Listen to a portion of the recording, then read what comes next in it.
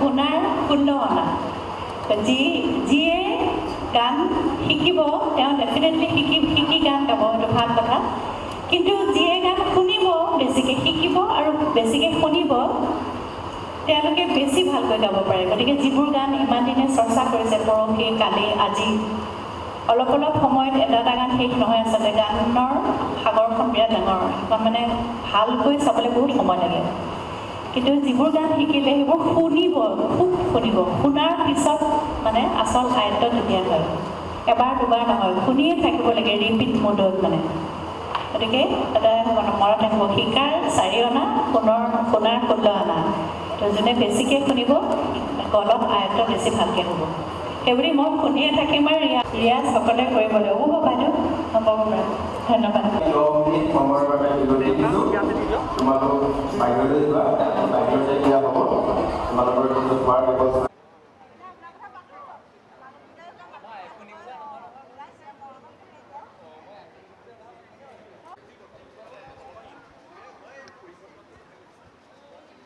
প্ৰথম কথা, মাজুলী বুলি কোৱাৰ লগে লগে মনটো ভালেই লাগি যায়।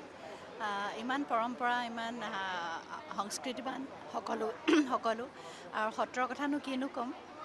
আৰু তাতে ডক্টৰ ভূপেন হাজৰিকাৰ সংগীতৰ চৰ্চা হৈছে ইয়াতে। ছাত্ৰ ছাত্ৰীসকল ইমান উজ্জ্বল দেখি ভাল লাগিছে, মানে তাৰমানে পটককৈ উঠাব পাৰে। আৰু কিছুমান টেকনিকেলিটিৰ কথা, যিখিনি কথা তেওঁলোকে জনাটো বুলি প্ৰয়োজন বুলি আমি ভাবিছোঁ, তেনেকুৱা কথাবোৰ কৈছোঁ। আৰু মই উদ্যোক্তাসকলক ধন্যবাদ জ্ঞাপন কৰিছোঁ, মিলন সংঘক বিশেষভাৱে, আৰু জিলা প্ৰশাসন আৰু লগতে ডক্টৰ ভূপেন হাজৰিকা সাংস্কৃতিক ন্যাসৰ সকলোকে ধন্যবাদ জ্ঞাপন কৰিছোঁ। আয়োজন কৰিছে, তাৰমানে কিছুমান কথা আমি জীয়াই ৰাখিবই লাগিব। ডক্টৰ ভূপেন হাজৰিকা, তেওঁৰ সংগীতৰাজি। গতিকে এই যে জেগাই জেগাই এই অনুষ্ঠানবোৰ কৰিছে, সেইটো মই ভাবোঁ খুব শুভ লক্ষণ এটা। নতুন ল'ৰা ছোৱালীখিনিয়ে ক'ৰবাত ডক্টৰ ভূপেন হাজৰিকা কেৱল গীত গোৱাই নহয়, তেওঁৰ গীতবোৰেই নহয়, সেই মানুহজনৰ সেই সত্তা, সমাজত তেখেতৰ প্ৰভাৱ, গতিকে এই গোটেই কথাবোৰৰ লগত চিনাকি কৰি দিয়া নিচিনা কাৰবাৰ এটা, সেইটো বৰ ধুনীয়া হৈছে। তো মই সকলোকে ধন্যবাদ আৰু কৃতজ্ঞতা জনাইছোঁ। মই ভাবোঁ যে যিসকলে এই সমাজখনত তেওঁলোকৰ নিজৰ কামেৰে এটা বেলেগ ধৰণৰ দিশ দেখুৱাই গৈছে, তেওঁলোকৰ চৰ্চা আমি কৰাটো খুব জৰুৰী। বিশিষ্ট গায়িকা ভূপেন হাজৰিকা সাংস্কৃতিক ন্যাসৰ অন্যতম কৰ্মকৰ্তা নমিতা ভট্টাচাৰ্য বাইদেউকো সহযোগিতা কৰিবৰ বাবে অনুৰোধ জনাইছোঁ।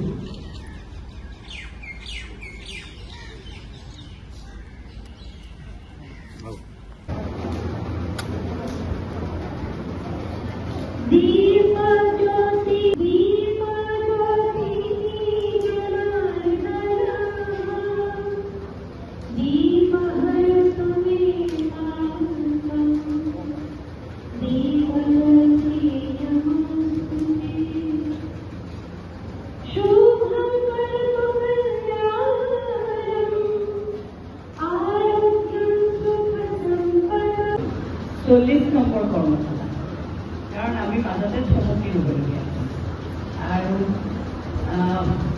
এতিয়া ইয়াতে ন ঠিক আছে, মই কিমানখিনি কৰোঁ নাজানো। ভূপেন্দ্ৰাৰ গান খুব টান গান দেই, ভূপেন্দ্ৰাৰ কথাবোৰ বৰ টান। ভূপেন্দ্ৰাই ইমান ধুনীয়াকৈ গায়, ইমান স্পষ্ট।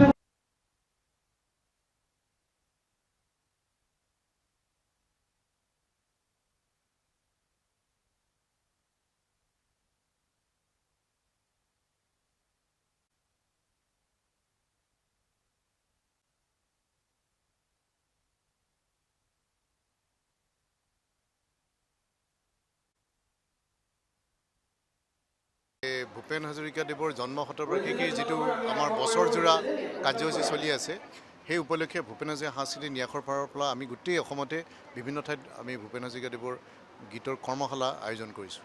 আৰু মই ভূপেনদাৰ গীতৰ স্বৰলিপি কৰিছোঁ গোটেই, ভূপেনদাই মোক নিজে কৰিব দিছিলে। আৰু গতিকে সেই সূত্ৰে বিভিন্ন ঠাইত আমি যাতে ভূপেনদাৰ গানখিনি শুদ্ধ ৰূপত নৱপ্ৰজন্মই শিকে, সেই ব্যৱস্থা আমি কৰিছোঁ।